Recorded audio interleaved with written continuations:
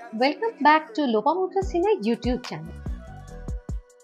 Hello friends, আমরা আগের দিন ভিডিওতে দেখিয়েছি শিবো থেকে বেরিয়ে দূরপিন্দারা হয়ে আমরা সিকিমের পথে রওনা হলাম। বলেছিলাম তোমাদের জানাতে কোথায় যেতে পারি সেটা তোমরা গেস করতে পারছো কিনা। বেশ, আমি বলে দিচ্ছি, আমরা যাচ্ছি আরিটারের উদ্দেশ্যে। তবে থাকবো না আরিটারে। যেতে যেতে একটাই কথা ভাবছিলাম, এই যে গতকালের দুর্ঘটনা, সেখান থেকে কিছুটা হলেও মেন্টাল যে স্ট্রেস, এটা কিভাবে কমানো যেতে পারে। ভাবতে ভাবতেই আমাদের পথে দেখা হলো একটা নদীর সঙ্গে। দেখো এটা কি নদী। এখন আমরা গাড্ডিগাঁও যাওয়ার পথে আরেকটা লোকেশনে এসে গেছি। এটা হলো ঋষিখোলা। অনেকেই কিন্তু ঋষিখোলাতে স্টে করে, বাট আমরা ঋষিখোলাতে থাকছি না। আমরা একটু অন্যরকম জায়গা চুজ করছি এবারে। আরিটারেও প্রপার থাকছি না, আমরা থাকবো গাড্ডিগাঁওতে। কিন্তু সিল্ক রুটে যাবো আর সেই পথে এই জায়গাগুলোকে মিস করবো, এটা তো হতে পারে না। তাই জন্য আমরা এখন কিন্তু ঋষিখোলা নদীতে চলে এসেছি। এই ঋষি নদী অনেকেই বলেছিল যে রাত্রিবেলা যখন এর আশেপাশের হোমস্টে গুলোতে থাকে তখন কুলকুল করে নদীটা বইতে থাকে, তার একটা খুব সুন্দর আওয়াজ কানে আসে। সেটা একটা অন্যরকম অনুভূতি। নদীর ধারে থাকাটাও একটা আলাদা এক্সপিরিয়েন্স। এই হলো ঋষিখোলা নদী, যেটা ওখান থেকে আসছে, এদিক থেকেও আসছে। এখানে প্রচুর পর্যটক যারা নদীতে পা ভেজাচ্ছে। এনাদের মধ্যে অনেকে হয়তো এখানে স্টে করছেন আজকের দিনটা। আর আমরা এই ব্রিজটার ওপর দিয়ে চলে যাব আমাদের গন্তব্যে, অর্থাৎ আরিটারের দিকে, গাড্ডিগাঁওতে। মানিকের গাড়িতে বসেই আমরা নিচে নেমেছি। এমনিতে হাঁটতে পারতো সেটা অসুবিধা হতো না, কিন্তু গাড়িতে ওঠাটা একটু চাপের। সেটা একবার ওঠার পর বারবার নামাটা একটু প্রবলেম হচ্ছে।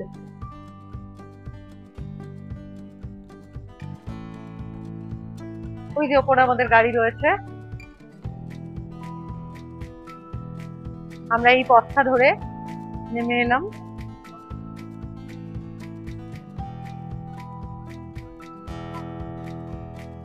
পা কি ভেজানো হবে একটু।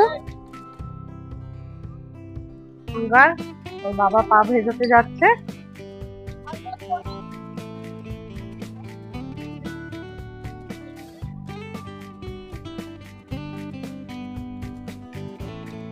জলটা কিন্তু বেশ ঠান্ডা।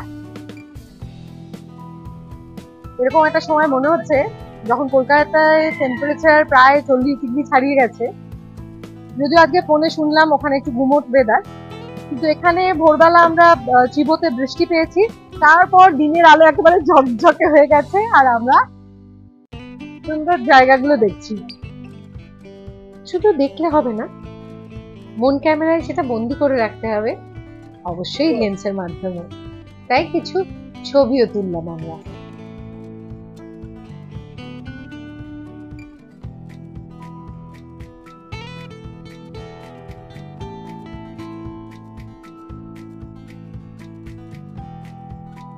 ছবি তোলার পর্ব মিটতেই আবারও গাড়িতে চড়ে আমরা রওনা হলাম সামনের দিকে। ওই যে দেখালাম ব্রিজটা, সেই ব্রিজটার ওপর দিয়ে যাচ্ছি। এরপর আমাদের মাথায় একটাই জিনিস এলো, সেটা হলো কোন জায়গায় গেলে মানে মনটা একটু শান্ত হতে পারে। আর যেমন ভাবা তেমন কাজ।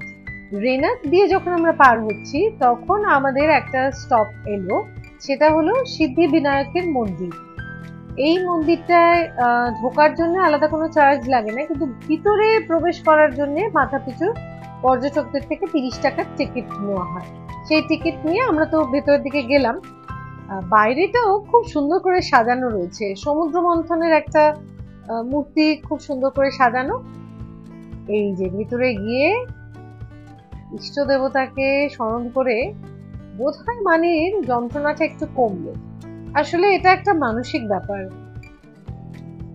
আমরাও অনেক সময় যখন ক্লান্ত হয়ে পড়ি, যখন শ্রান্ত হয়ে পড়ি, তখন কোথাও একটা আশ্রয় নিতে ইচ্ছে করে।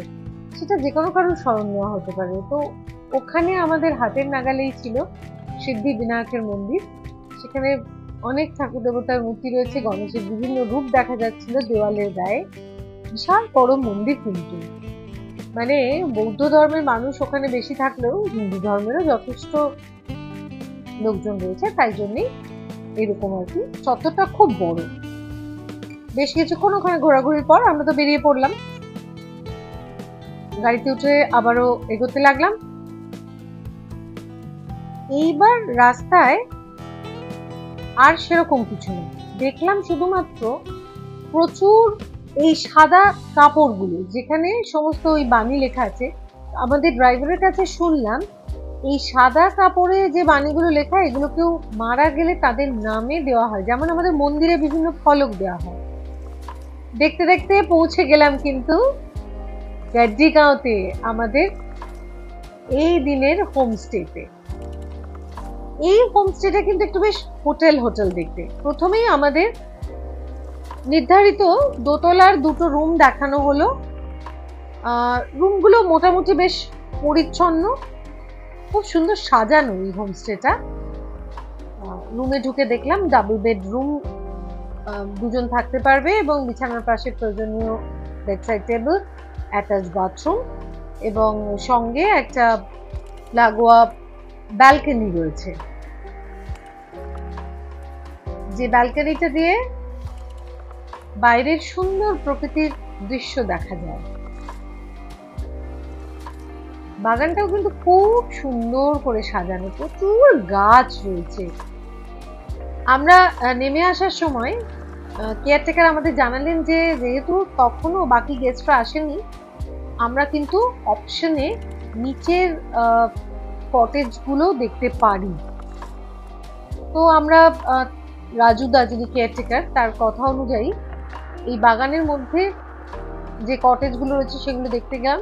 অ্যাকচুয়ালি সেগুলো কিন্তু আবার 3 বেডরুম ছিল, বেশ অনেকটা বড়। হ্যাঁ, উপরের রুমের মতন অতটা ঝাঁ চকচকে না হলেও কিন্তু বেশ সুন্দর, মানে থাকার জন্য তো কোনো অসুবিধা হওয়ারই কথা নয়। আর যেহেতু নিচের ফ্লোরে, সুতরাং মানে উঠতে নামতে কষ্টটা হবে না।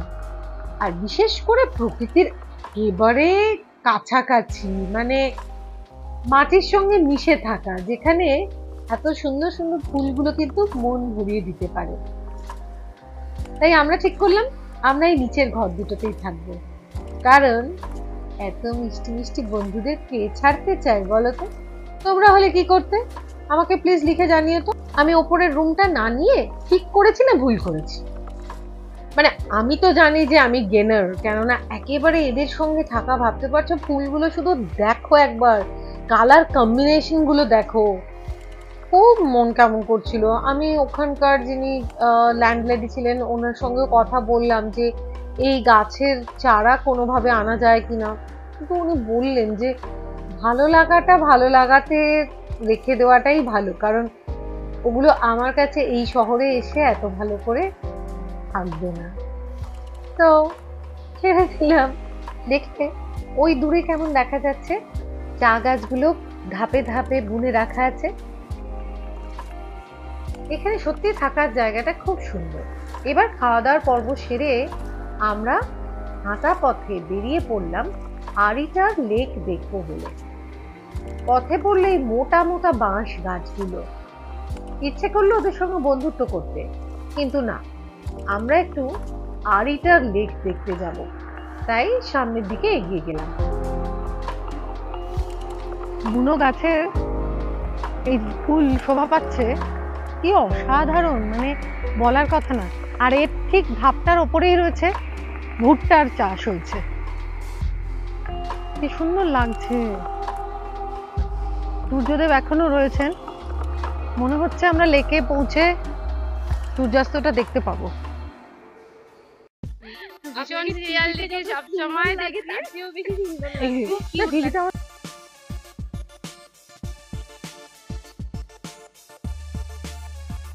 না তাহলেও আপনাকে অলওয়েজ খুব গর্জিয়াস এবং কিউট লাগে। আমাদের সবসময় বয়সের থেকে বেশি না আমরা মানে ছোট মানে যখন থেকে বুঝেছি আর কি তখন থেকেই আপনার ডাক্তারকে দেখতে পাবো মানে খুব সৌভাগ্য। যখন থেকে খবর করতেন হ্যাঁ তখনও দেখা আপনার ফ্যান। Thank you. এরকম একটা মনোরম পরিবেশে অনুরাগীদের সঙ্গে দেখা হয়, এটা একটা দারুণ ব্যাপার। সুতরাং তাদের সঙ্গে ছবি তোলার আবদার সেটা তো মেটাতেই হবে, এবং সো কাইন্ড অফ ডান যে ওরা আমাদের ছবিও তুলে দিল খুব সুন্দর করে। এসে পৌঁছে গেছি আমরা লামপোখরি লেকে, মানে এটা পোশাকি নাম লামপোখরি লেক, কিন্তু অ্যাকচুয়ালি এটাকে লোকজন এখানে আরিতার লেক বলেই জানে। বেশ লেকটা বেশ বড় সুন্দর, কিন্তু জলটা একটু ঘোলাটে। পুরো লেকটাকে ঘিরে পাথওয়ে রয়েছে যেখান দিয়ে মানুষ সুন্দর করে হেঁটে যেতে পারছে। চারপাশে প্রকৃতির অসাধারণ রূপ শোভা পাচ্ছে। আর যেহেতু এখানে সবটাই বুদ্ধিস্ট অধ্যুষিত পুরো জায়গাটা, তার জন্যে এই সমস্ত বুদ্ধের বাণী লেখা যে সমস্ত এই কাপড়গুলো দেখা যাচ্ছে, এগুলো সবই ওদের ধর্মীয় সমস্ত কিছু রয়েছে। কিন্তু আমরা লেকে পৌঁছে সূর্যাস্ত আর দেখতে পেলাম না, তার কারণ সূর্যদেব ইতিমধ্যেই ডুবে গেছে, তাই তো। কিন্তু লেকের জলে দেখলাম এই সুন্দর হাঁসটিকে, কত রঙিন মাছও রয়েছে এখানে। তাদের ভালো করে দেখবো বলে আমরা এখানে কিছুক্ষণ বসেছিলাম। তারপর ভাবলাম কি করা যায়, বোটিংটা তো করা যেতেই পারে। এখন আমরা আরিটার লেকে এসেছি, মানে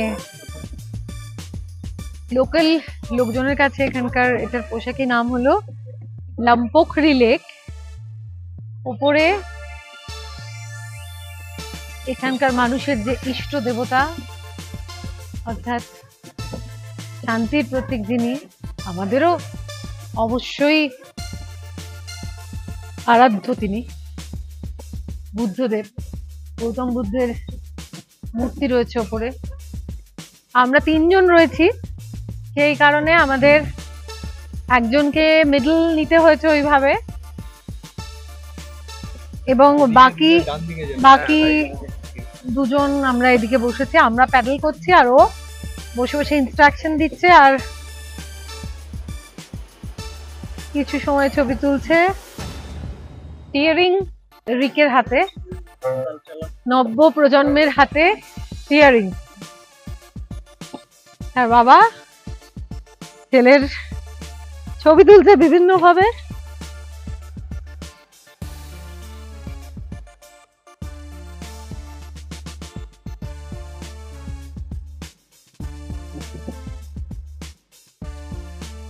লেকের জলে ভাসতে ভাসতে উপরের এই মন্দিরটা দেখে মনে হলো এখানে একবার গেলে তো হয়।